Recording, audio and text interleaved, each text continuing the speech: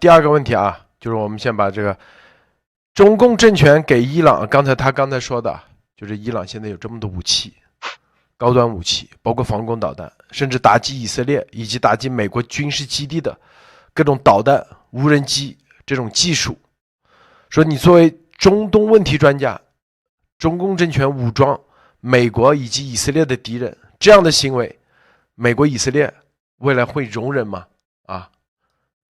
So first, I'd like to discuss more details about what China is doing to support Iran, and then I will discuss the second point, which is what does Israel and the United States think about that support, and in the future, how will the U.S. Deal with what China is doing and has been doing and will be doing in the Middle East and potentially in the Indo-Pacific. So first, I'll talk about China's support for Iran, specifically in the area of defense and security.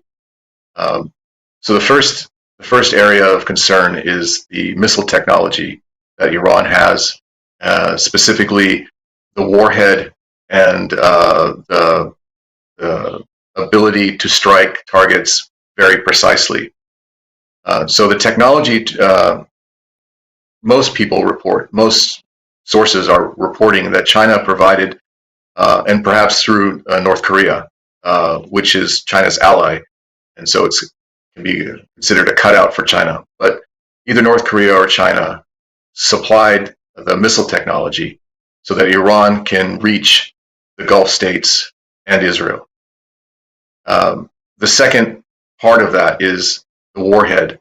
The warhead precision during this war is very precise, and most analysts believe it's because China is allowing Iran to use its Beidou satellites for targeting and battle damage assessment.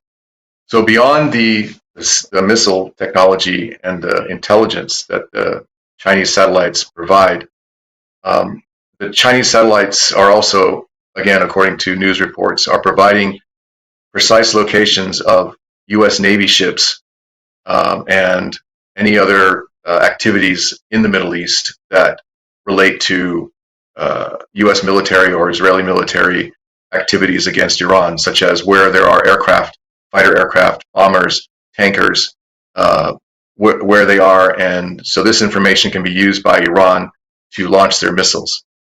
So that area is obviously very important in terms of its accuracy and its ability, if those missiles get through, to not only destroy but kill Americans or Israelis, or in the case of Iran, they're also killing civilians by striking airports, hotels, and other infrastructure throughout the Middle East.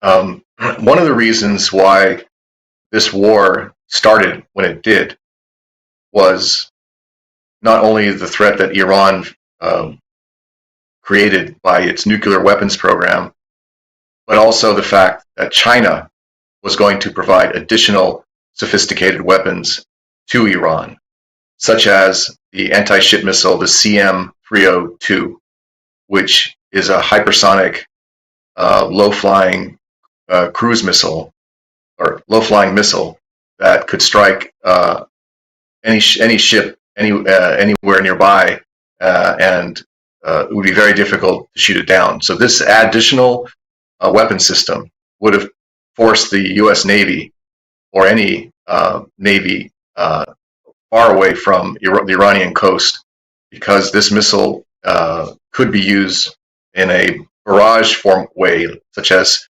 firing 10 or 20 of these at the same time at the same ship, could have possibly overwhelmed the defense systems and destroyed it. So the very fact that China was willing to sell this weapon system to Iran could have been another factor in the reason why the U.S. and Israel attacked Iran before this weapon system was delivered to Iran. Because once it had this system, it would have been much more difficult for the U.S. and Israel to attack Iran. The second weapon system that they were talking about, and some of these radars were sent to Iran from China, were radars that could detect stealth aircraft, although not as good as they could be. The fact is again, it would have been another factor in making the strike on Iran difficult. And there's also rumors that Iran might be supplied AI torpedoes, in other words, smart torpedoes that could distinguish between a warship and a commercial ship, or mines that could be laid under the water and activated whenever they wanted to, sort of smart mines. And so all these types of high technology weapon systems could have made a significant difference in the ability for the United States and Israel to strike Iran in any future. Iran's plan was to build up its missile, long-range ballistic missiles, cruise missiles, and drones to the point where no one could attack it. And when no one can attack Iran, that is when they would be developing the nuclear weapon. And once they had a nuclear weapon, then it would be almost impossible for anyone to strike Iran, because the threat of a nuclear response by Iran would have put those countries at risk. So one of the problems with Iran is the fact that one of their tenets of existence, in other words, what they say their purpose is they chant this over and over again at many different rallies or different speeches. They say death to the United States, death to Israel, and they have intentions of trying to destroy Israel. Now, if it was just about the Middle East, the United States would probably not get involved. But Iran threatens not only the Middle East, but also Europe with these long-range missiles that it has, ballistic missiles. They can range into Europe, and they were developing technology to reach potentially beyond Europe, even to strike the United States. So Iran is an ally of China, and Israel and the Gulf states are allies or friends of the United States. There's no specific agreement that the United States has with Israel or the Gulf states that say it will protect them. But Israel and the Gulf states are friendly to the United States. And most of the countries in the Gulf and Israel also have relations with China. But what they don't understand is that China is supporting Iran's activities, which include the Houthis, which have harassed shipping in the Red Sea, which include Iran's support of Hezbollah, which have been conducting terrorist attacks and missile strikes against Israel.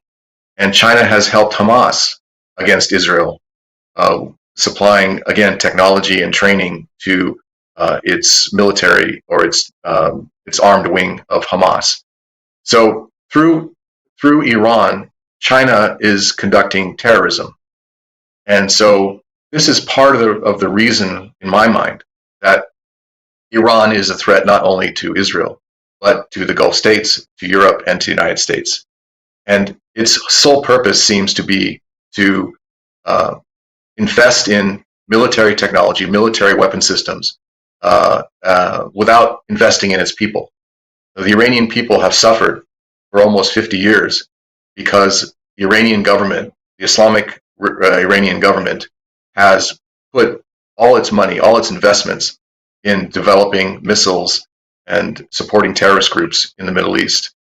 And so, in some respects, the United States and Israel and the Gulf countries needed to put a stop to this threat, because without putting a stop to it, Iran would have become too powerful, and it would have been a much more dangerous action to stop them in the future. There's a famous quote from the Talmud, and a lot of Chinese people appreciate the Jewish traditions, specifically from the Talmud, which is a book of discussing the laws. And the quote is, if someone comes to kill you, rise up and kill him first. And this is the reason why it's important that the United States and Israel attacked Iran because they had plans to attack Israel and to attack the US and to attack anybody that got in their way. And so you don't want your enemy to get strong enough to kill you. If you know they want to kill you, then you need to strike first. And this applies to China. So this is the reason. Okay. So this is the reason why the U.S. Is attacking Iran, because it's part of the China conspiracy to destroy the United States.